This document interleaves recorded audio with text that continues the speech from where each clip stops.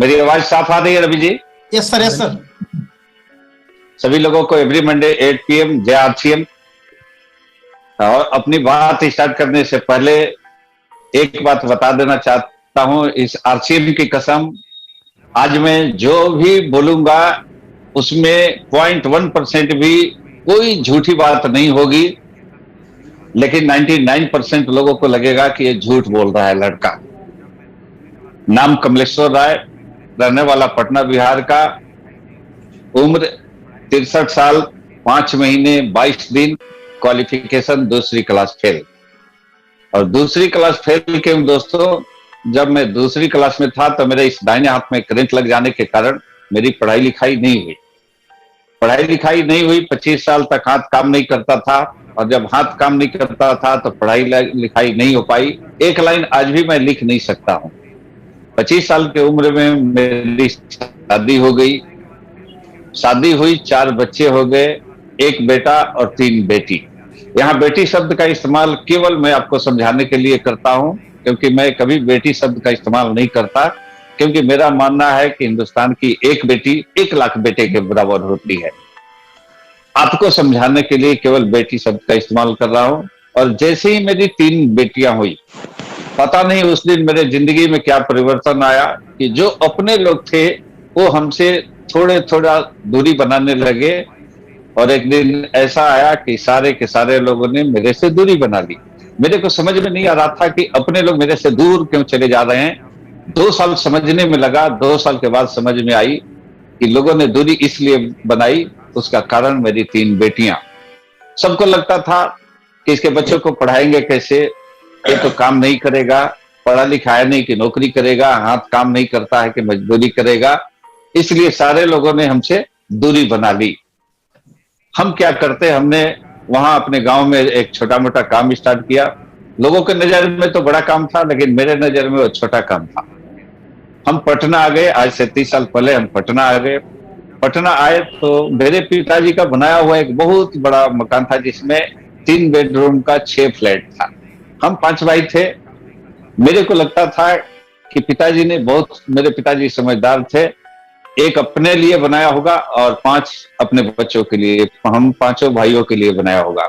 लेकिन दोस्तों, जब हम पटना आए तो उस मकान में मेरे को जगह नहीं मिली।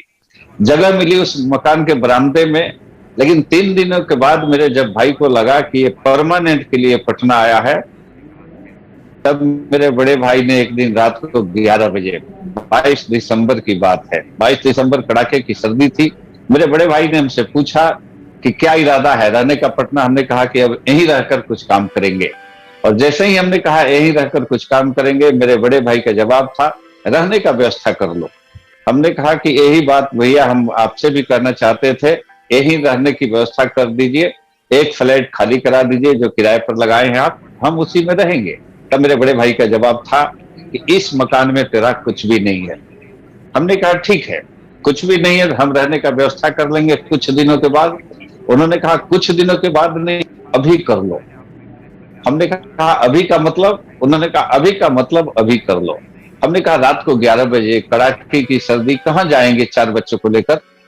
उन्होंने कहा कहां जाओगे, तेरा प्रॉब्लम है। हमने कहा कि भैया आपके सिवा इस पटना में मेरा कौन है? और जैसे ही हमने कहा कि आपके सिवा इस पटना में मेरा कौन है, उन्होंने कहा कि अगर मेरे सिवा तुम्हारा इस पटना में कोई नहीं है तो पास में गंगा नदी है, बच्चों को ले लो, पत्नी को ले लो, जाकर डूब मरो। और जैसे ही मेरे भाई ने इस शब्द का इस्तेमाल किया, मैंने अपने बच्चों का हाथ पकड़ा, पत्नी का हाथ पकड़ा और आ गए पटना स्टेशन पर। थोड़ा सा कल्पना करके देखें, 22 दिसंबर की रात, 4 बच्चे, बेटा गोद में था, न ओढ़ने के लिए एक चादर, न बिछाने के लिए एक चादर। पटना स्टेशन पर वो रात गुजरी। कूड़े से हमने कागज लाया, प्लास्टिक लाया, कूड़े से चुन चुन कर कपड़ा लाया और उसको जलाकर कटी मेरी ठंड भरी रात।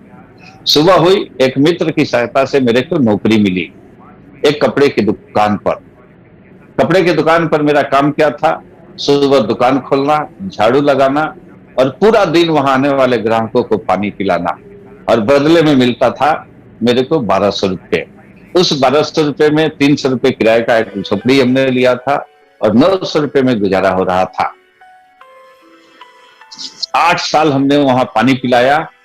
इसलिए नहीं कि मैं बहुत गरीब घर का था, इसलिए नहीं कि मेरे भाई बहुत गरीब था। इसी पटना में मेरे एक भाई बहुत बड़े पत्रकार थे, एक भाई बहुत बड़ा 50-100 करोड़ का ठेके लेने वाला ठेकेदार, एक भाभी इनकम टैक्स कमिश्नर, एक भाई बैंक मैनेजर। और उसी पटना में हमने 1200 रुपए का नौकरी किया, एक कपड़े की दुकान पर पानी पिलाया। 1 साल नहीं, 1 साल, 2 साल, 3 साल, 4 साल, 5 साल, 6 साल, 7 साल। और मेरा तनख्वाह 1200 रुपए का 1200 रहा। जब भी हम कहते थे सेठ से कि मेरा सैलरी थोड़ा सा बढ़ा दो, उसका जवाब होता था कल से मत आना, और हम अगले दिन जाकर खड़े हो जाते थे। दोस्तों, बेटा मेरा थोड़ा सा बड़ा हुआ और बिना मेरे से पूछे मेरी बड़ी बिटिया और पत्नी ने उसका नाम एक स्कूल में लिखा दिया जहां की फीस 15 रुपए थी। और लगातार 3 महीने एक दिन फीस नहीं देने के कारण मेरे बेटे का नाम काट दिया गया। वो डेट था 9 जनवरी 2004 का।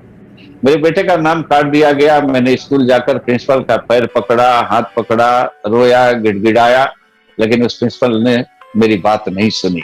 और उस दिन हमने आत्महत्या करने का निर्णय लिया। मैं वहां से निकला कि अभी जाऊंगा बाजार, एक जहर का पुड़िया लाऊंगा, खुद खाऊंगा, बच्चों को खिलाऊंगा और जीवन लीला समाप्त कर लूंगा। लेकिन जैसे दोस्त बाजार में निकले, हमने पॉकेट में हाथ डाला तो मेरे पॉकेट में 10 रुपए का भी नोट नहीं था। हमने सोचा कि अब घर नहीं जाएंगे 10 रुपया लेने, यही बाजार में किसी से मांग लेंगे। पटना के आईटीओ चौराहे पर, इनकम टैक्स चौराहे पर हम खड़े थे। अचानक मेरे बगल में एक बाइक रुकी और फिल्मी अंदाज में वह बाइक वाला बोलता है कि आजा मेरे बाइक पर बैठ जा।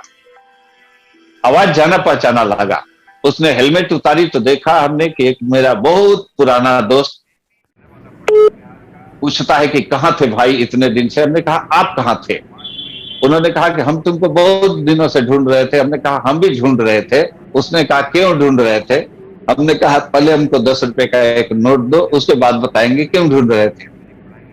उसने पर्स निकाला और पर्स में उसके बहुत सारे पैसे थे। उसने कहा 10 रुपए, 20 रुपए, 50 रुपए, 100 रुपए, 500, जितना लेना है ले लो, लेकिन एक शर्त है। मैंने कहा क्या शर्त है? उसने कहा पहले 2 घंटा समय देना पड़ेगा। हमने कहा 2 घंटे के बदले 4 घंटा ले लो, 8 घंटा ले लो, 8 दिन ले लो, 1 महीना ले लो, मेरे पास बहुत समय है, लेकिन पहले 10 रुपया दे दो। उसने कहा नहीं, पहले 2 घंटा दे दो। हमने कहा करना क्या पड़ेगा? उन्होंने कहा मेरे गाड़ी पर बैठो। उसके गाड़ी पर बैठे, वो ले गया पटना के आईएम में हॉल में, जहां आरसीएम बिजनेस की मीटिंग चल रही थी। उसने मेरे लिए भी टिकट लिया, अपने लिए भी लिया और जाकर हॉल में बैठाया और कहा कि यहाँ 2 घंटे बैठो, 2 घंटे के बाद 10 रुपया ले लेना और घर चले जाना। और उस 10 रुपए के लिए हम उस हॉल में बैठ गए। एक व्यक्ति आ रहा था, जा रहा था, उसके लिए लोग ताली बजा रहे थे, म्यूजिक बज रहा था, लोग डांस कर रहे थे। उसके बाद अगला व्यक्ति गया, उसने कहा कि मेरी इनकम 700। 4-5 लोग लाइन में खड़े थे, किसी ने कहा 800, किसी ने कहा 1200, किसी ने कहा 1500। उसके बाद फिर एक व्यक्ति ने कहा, उसके अगले लेवल वाले को बुलाया, किसी ने कहा मेरी इनकम 5000, किसी ने कहा 7000, किसी ने कहा 10,000। हमने अपने दोस्त से कहा कि देखो अगला जाएगा तो इनकम 20,000 बताएगा। और उस व्यक्ति ने फिर बुलाया कि सारे रॉयल्टी चीवर आ जाओ। और उस रॉयल्टी चीवर ने बताना शुरू किया कि पिछले महीने की इनकम 18,000, पिछले महीने की इनकम 22,000, पिछले महीने की इनकम 27,000। और हमने फिर अपने दोस्त से मजाक में कहा कि इसके बाद वाला जाएगा तो देखना 50,000 बताएगा। और वही हुआ। आगे वाले 50,000 बताने लगे, इनकम 60,000 बताने लगे। हमने कहा कि भाई ऐसा तमाशा बहुत देखे हैं, मेरे को 10 रुपया दो, हम जाएं। उन्होंने कहा कि अभी आधे घंटे बीते हैं, अभी 1.5 घंटा बाकी है। और अचानक यही बात कर रहे थे, तब तक अनाउंसमेंट हुआ कि अब इंतजार की घड़ियां समाप्त।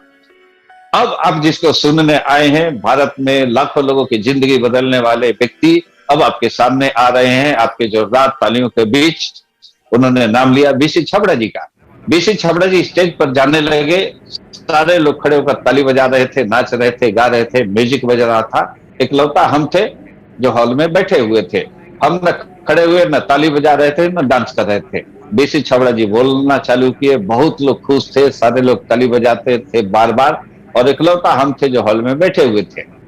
अचानक बीसी छाबड़ा जी के मुंह से निकली कि कोई फर्क नहीं पड़ता कि तुम कौन हो, कोई फर्क नहीं पड़ता कि तू औरत हो कि मर्द, कोई फर्क नहीं पड़ता कि तू गांव के रहने वाले हो कि शहर के, कोई फर्क नहीं पड़ता कि तू पढ़े लिखे हो कि अंगूठा छाप, कोई नहीं फर्क पड़ता कि तू दूसरी फेल हो या एमए पास हो, कोई फर्क नहीं पड़ता कि इसमें भेजा है कि नहीं। तुम्हारे जीवन में फर्क इसलिए पड़ता है कि इसमें कामयाबी का कलेजा है कि नहीं। और जैसे ही बीसी छाबड़ा जी ने बात कही, हमने अपने दोस्त का हाथ पकड़ा और कहा कि भैया इस आदमी से मिला सकते हो क्या। उसने कहा मीटिंग के बाद चलो होटल में मिलाते हैं। बीसी छाबड़ा जी से मिलने होटल में गए। बीसी छाबड़ा जी से कहा हमने कि सर इस बिजनेस में हम भी कामयाब होना चाहते हैं, हम कामयाब हो सकते हैं क्या। उन्होंने कहा कि एकदम हो सकते हो, अगर मेरी बात सुनकर इस बिजनेस में टिक गए तो। उन्होंने कहा इस बिजनेस में जो टिका वो रूबी स्टार होना ही होना है। हमने कहा करना क्या पड़ेगा। उन्होंने कहा कुछ नहीं करना है, वही काम करना है जो बचपन से करते आए हो। बचपन से चाय पीते हो, बचपन से कपड़ा पहनते हो, बचपन से तेल मसाला यूज करते हो, बचपन से जो करते हो वही करना है। शर्त बस यह है कि दुकान बदल लेना है, पहले किसी और दुकान से, अभी किसी और दुकान से। फिर मेरे दोस्त ने कहा कि इस बिजनेस में लोगों को बताना है, जो काम तुम कर रहे हो वही बात लोगों को बताना है। और जब हमने बताना स्टार्ट किया तो लोगों ने गाली देना स्टार्ट किया, लोगों ने फ्रॉड करना चालू किया। जब अपने भाई को हमने बताया तो भाई ने लात मार कर निकाला। जिस दोस्त ने शाम को बुलाया उसने घर में रहते हुए बहाना कर दिया। और एक बार दोस्त ऐसा हुआ कि मेरे सामने एक मेरा दोस्त घर के अंदर गया। 1 मिनट बाद हमने दरवाजा खटखटाया, उसका छोटा सा 2 साल 3 साल का बच्चा बाहर निकलता है। हमने कहा कि बेटा अपने पापा से बोल दो कि कमलेश अंकल आए हैं। वो बेटा दौड़ता हुआ गया कि पापा पापा कमलेश अंकल आए हैं। और 1 मिनट बाद उधर से आकर कहता है कि अंकल जी पापा ने बोला है कि अंकल को बोल दो कि पापा घर में नहीं है।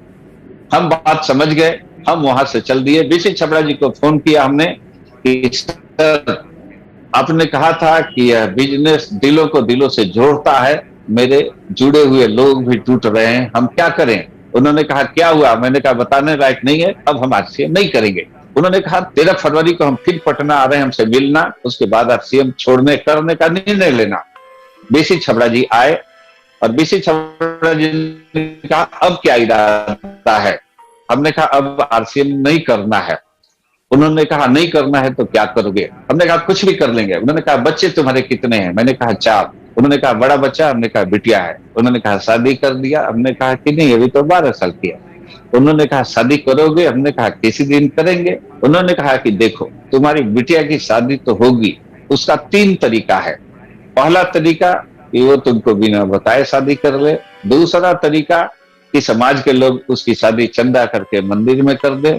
और तीसरा तरीका है कि तू अपनी बिटिया की शादी कर तो हेलीकॉप्टर से विदाई कर सकता है, अगर मेरी बात मान ले तो। हमने कहा करना क्या पड़ेगा बताओ। उन्होंने कहा कि देखो सिंपल फॉर्मूला है, लोग तुमको क्या बोलते हैं इससे कोई फर्क नहीं पड़ता, आज से तुम वही बात करो जो मैं बोलता हूं। उन्होंने कहा कि प्रतिदिन 2 लोगों को इस बिजनेस के बारे में बताओ। हमने कहा ठीक है बताएंगे तो क्या होगा। उन्होंने कहा प्रतिदिन 2 लोगों को बताओगे तो महीने में होगा 60, उसमें से जुड़ ही जाएंगे 2 4 8। उन्होंने कहा प्रतिदिन 2 लोगों को बताओगे तो महीने में होगा 60, उसमें से जुड़ ही जाएंगे 2 4 8। और जो 2 4 8 जुड़े उनको भी यही फॉर्मूला सिखा दो। हमने कहा ठीक है सर। और फिर बीसी छाबड़ा जी ने अपने स्टाफ से एक पेपर मंगाया, उस पेपर पर लिखा कुछ और लिफाफे में बंद किया। और उन्होंने कहा कि तुमने आरसीएम बिजनेस ज्वाइन कब किया था। हमने कहा कि हमने 9 जनवरी 2004 को। उन्होंने उस लिफाफे पर लिखा 9 जनवरी 2005। हमने कहा कि सर हमने 4 बोला। उन्होंने कहा मैंने सुना, हमने 5 लिखा। 9 जनवरी 2005 को तुम्हारा इस बिजनेस में 1 साल होगा और 1 साल बाद जब होगा तो इस लिफाफे को खोलना, उसके पहले मत खोलना। हम घर आए, उस लिफाफे को ठीक से रख दिए, काम करने लगे, लोगों को प्लान दिखाने लगे, प्रतिदिन 2 लोगों को बताने लगे। महीने में 60, उसमें से जुड़ ही जाते थे 2 4 8 और लोगों को बताने लगे। चौथे महीने हम रॉयल्टी अचीवर बने, 8वें महीने हम टेक्निकल अचीवर बने। और दोस्तों 12वें महीने की मेरी इनकम, 12वें महीने की जो मेरी चेक आई थी वो 1,12,000 की थी। अब 1,12,000 की चेक आई थी, ये मायने नहीं रखता था।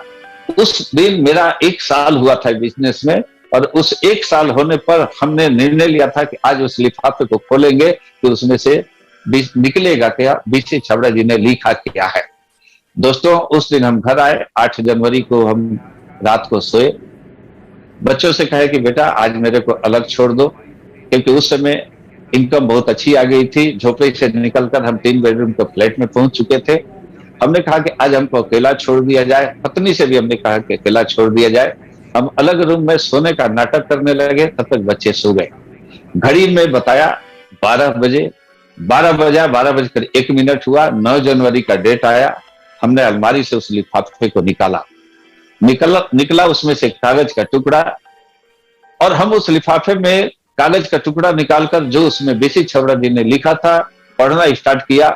पढ़ता रहा, रोता रहा, पढ़ता रहा, रोता रहा, पढ़ता रहा, रोता रहा। दोस्तों, सुबह के 4 बज गए उस कागज के टुकड़े पर जो लिखा था उसको पढ़ने में, और केवल 2 लाइन लिखा हुआ था। और उस 2 लाइन को पढ़ते हुए रोते रहे, पढ़ते रहे, रोते रहे। सुबह के 4 बज गए। मेरी पत्नी आई, देखी कि रोते हुए, उसने कहा कि अरे पत्थर दिल इंसान, तू तो उस दिन भी नहीं रोया था जिस दिन बच्चा बीमार था। डॉक्टर ने कहा था कि यह दवा लाओ, नहीं तो तुम्हारा बच्चा नहीं बचेगा, और तुम दवा का इंतजाम नहीं कर पाया था, उस दिन भी नहीं रोया था।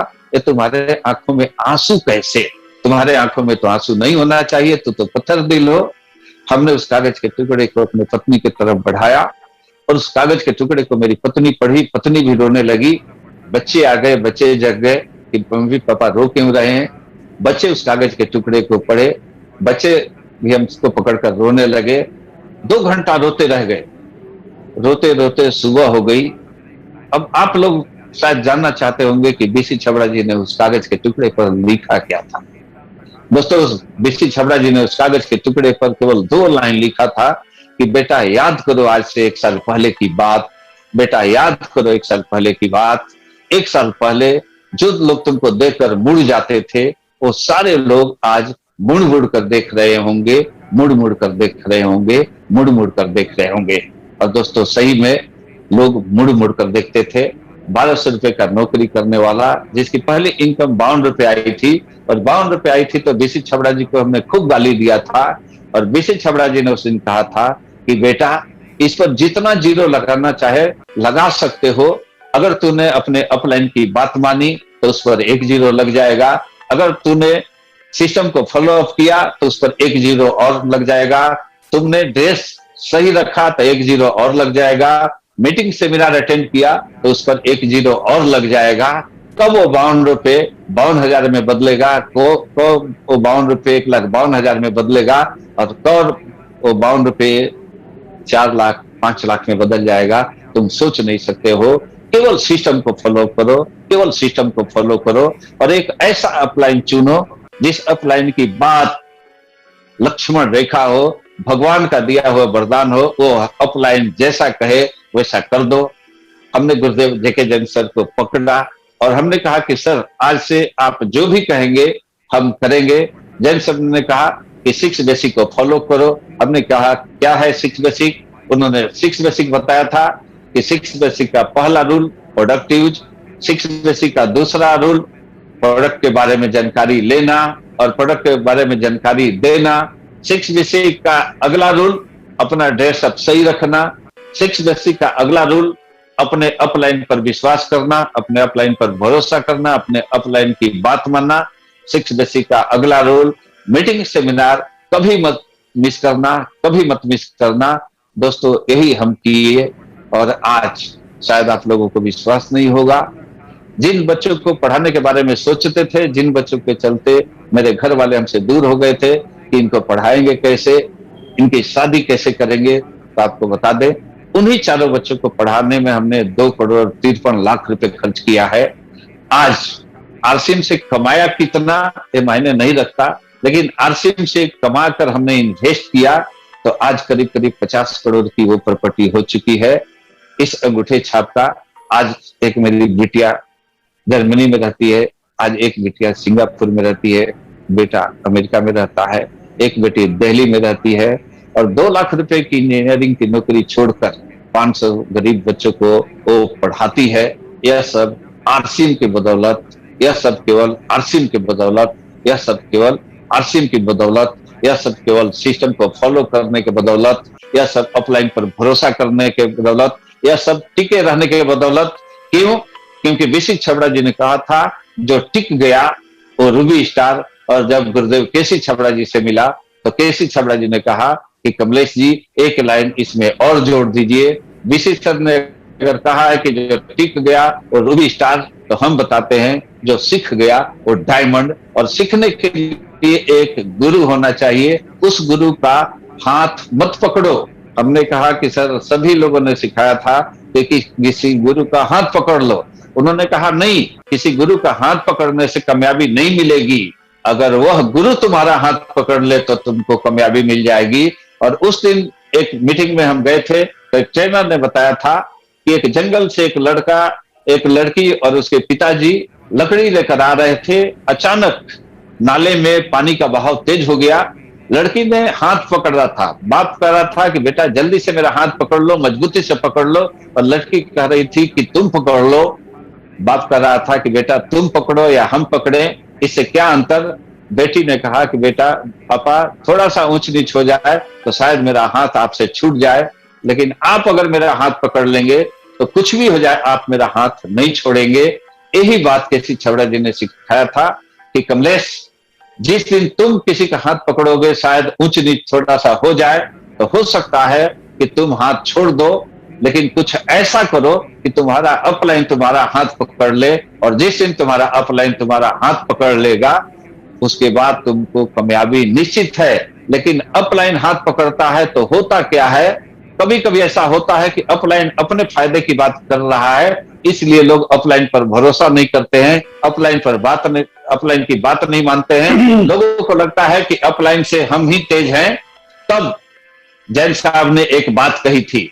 जैन साहब के घर हम बैठे थे, टेबल के उस पार जैन साहब बैठे थे और टेबल के हम इस पार बैठे थे। एक बड़े कागज पर जैन साहब ने लिखा 6 और हमसे उन्होंने पूछा कि क्या लिखा हुआ है। हमने कहा सर 9 लिखा हुआ है। जैन साहब ने कहा कि एकदम सही बोल रहे हो कमलेश जी, आपको 9 दिखाई दे रही है इसलिए तुम 9 बोल रहे हो, लेकिन हमने लिखा है 6। और यही बात होती है, अपलाइन कहता है कुछ, सामने वाले को समझ में आता है कुछ, अपलाइन लिखता है कुछ, सामने वाले को समझ में आता है कुछ। लेकिन आप अपलाइन पर भरोसा करके एक लाइन सुन लो कि खता न बही जो अपलाइन कहे वो सही। अपलाइन कहता है 6 लिखा हुआ है तो 6 मान लो, क्योंकि जब अपलाइन बनोगे तब पता चलेगा, टेबल के इस पार आओगे तब पता चलेगा कि यह 6 है कि 9। और हमने जैन साहब जैसा जैसा जैन साहब ने कहा वैसा वैसा हमने किया। आज रिजल्ट आपके सामने है।